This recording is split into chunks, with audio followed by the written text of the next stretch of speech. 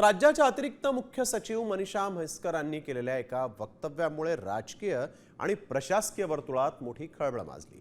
महायुती सरकारमधील एका नेत्यानं माझा विभाग चालवायला मला महिला नको असं सांगत आपल्याला डावलल्याचा दावा त्यांनी केलेला आहे। दिल्लीत होणाऱ्या महिला प्रशासकीय अधिकाऱ्यांच्या संमेलनाच्या स्मरणिकेमध्ये प्रसिद्ध झालेल्या मुलाखतीत मनीषा म्हैसकर यांनी हा अनुभव मांडला आहे। तर त्या नेमकं काय म्हणाल्या पाहूयात ग्राफिक्सच्या माध्यमातून। खरं तर महिला पुरुष भेद अत्यंत पुसट झालेत, पण 2023 मध्ये सरकार स्थापन झालं तेव्हा माझ्या खात्यासाठी मला महिला सचिव चालणार नाही अशी भूमिका एका मंत्र्याने घेतली होती। हे धक्कादायक होतं, पण माझ्या 33 वर्षाच्या कारकिर्दीत असा केवळ एकच अनुभव आला।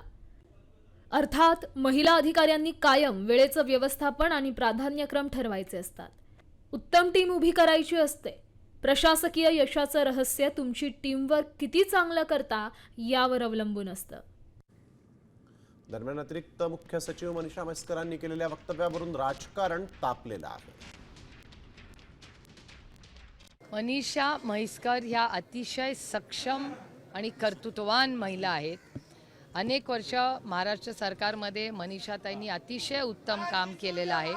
त्याच्यामुळे हे जर असेल तर हे धक्कादायक आहे आणि याचा प्रश्नाचा मला असं वाटतं तत्कालीन मुख्यमंत्र्यांची जे होते त्यांना आपण विचारलं पाहिजे की नक्की काय झालं, पण जे जर खरं असेल तर अतिशय धक्कादायक आहे। लाडकी बहीण हे मतदान घेण्याकरता काढलेलं आहे, त्यातनं काही कोटी महिला मला वाटतं कमी झाल्याच ना केवायसीची भीती दाखवून।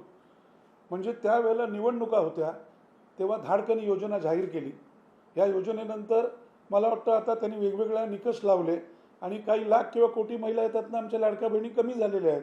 आणि मला वाटतं काल हायकोर्टने पण सांगितलं ना काहीतरी 40,000 कोटींचा बोजा पडतोय।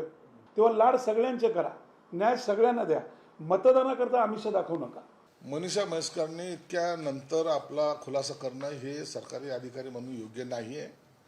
एखाद्या मंत्रालयामध्ये कोण सचिव असावा कोण नसावा हा मंत्र्याचा अधिकार असतो।